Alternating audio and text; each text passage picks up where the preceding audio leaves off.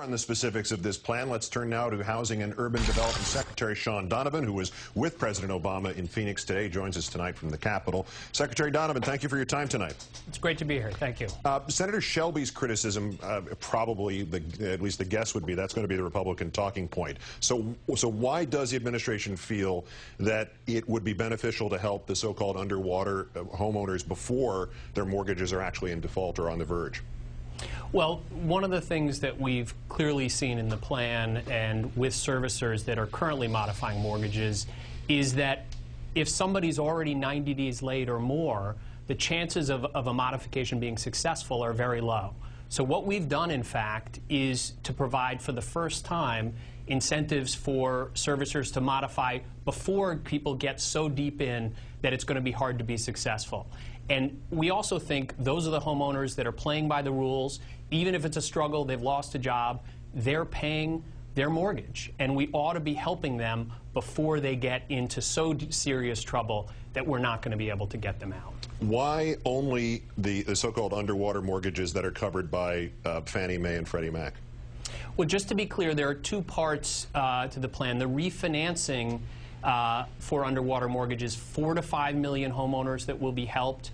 That is focused on underwater mortgages and only people who are current. So it's rewarding the folks that have done the right thing but have just been hurt by declining home values across the country.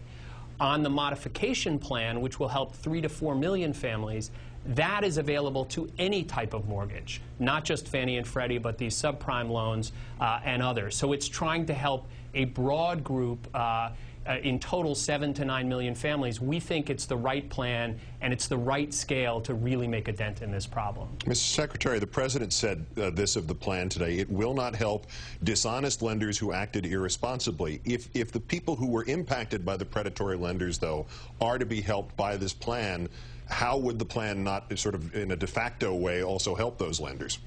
Because every one of those lenders has to put skin in the game.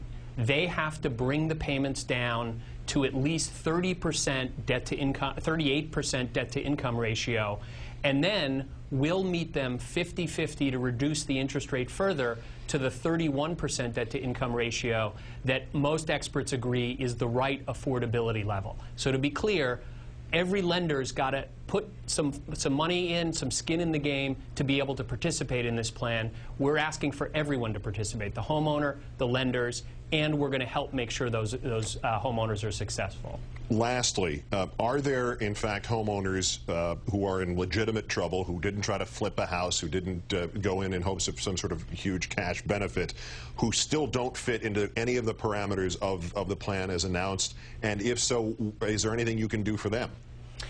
Look, the President made clear today we're not going to be able to save every single homeowner. But one of the things that we're doing is make sure that if somebody's got to move to a job and their house is underwater, or if they've just got too much debt to make it work, we're going to give incentives for things like deed in lieu of foreclosure or short sales that allow that homeowner to escape the foreclosure process and the detrimental impact it has on their credit, while at the same time speeding the process so that we don't have homes sitting empty for 3 or 4 months. Let's be clear, one of the major things the President said today is every American has an interest in stopping this foreclosure crisis, because if you're next door to a home that's in foreclosure, even if you're doing everything right and paying your mortgage, you're likely to see as much as a 9% drop in the value of your home if you're next door to a foreclosure. That's about $20,000 drop in values on average. So helping those folks in distress helps everybody. It's going to lift up communities and help all Americans. Real estate guilt by association.